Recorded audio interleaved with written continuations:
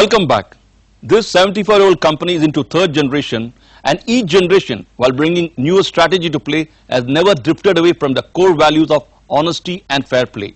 My colleague Veena Krishna caught up with 57-year-old L. Ganesh, chairman of Rane Group at his well-appointed office in Chennai, to find out why the company has chosen the organic path to growth.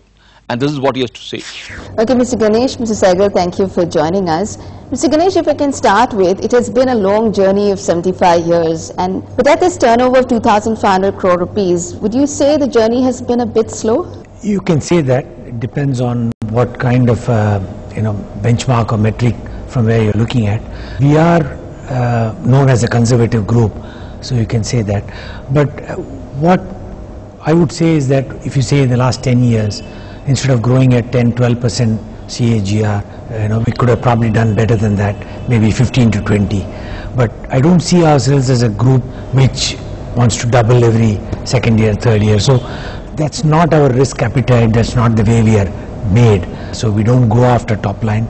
But having said that, yes, you can say the growth has been a bit slow. So would you attribute it to your strategy of having an organic way of growth? And why is that?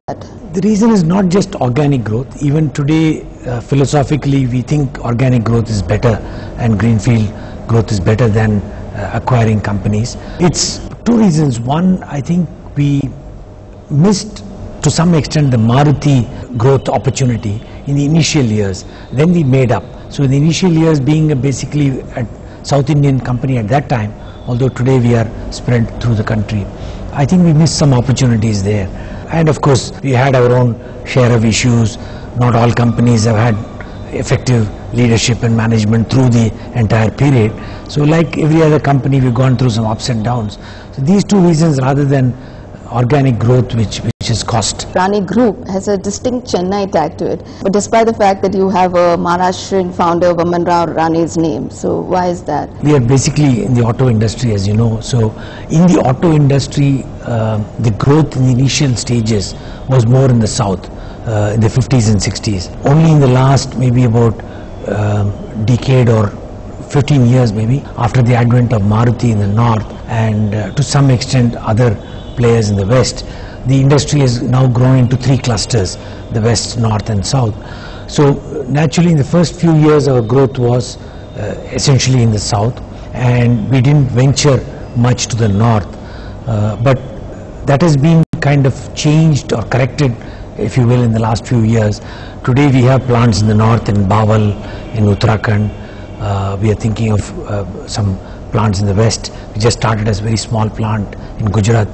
So that is changing now, and in the industry today we are able to respond to customers. Also, I think in the initial years, customers were not expecting us to be near them. This concept of just in time, all this came with the Japanese, and today it's a requirement. So we are also moving nearer the customers only in the last, I would say, 10 years or so. Okay, so you have a lot of product lines. You started off with engine valves, and then you moved to steering gears, which contribute 50% to your turnover today. So how do you define these product categories? Is there a strategy, or is it just happened? Well, initially, to be honest, I think it was opportunity driven.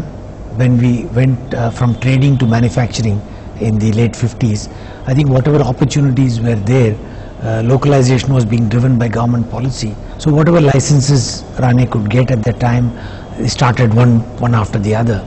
Fortunately made a success of most of them. Today the criteria we look for, one is we would like to be a market leader in main products that we play in. So we must be in the top, say, 3. Otherwise it's very difficult in a competitive environment. Second is technology and value addition is very important, because I think going forward, leveraging a low-cost environment is not going to be possible in the future.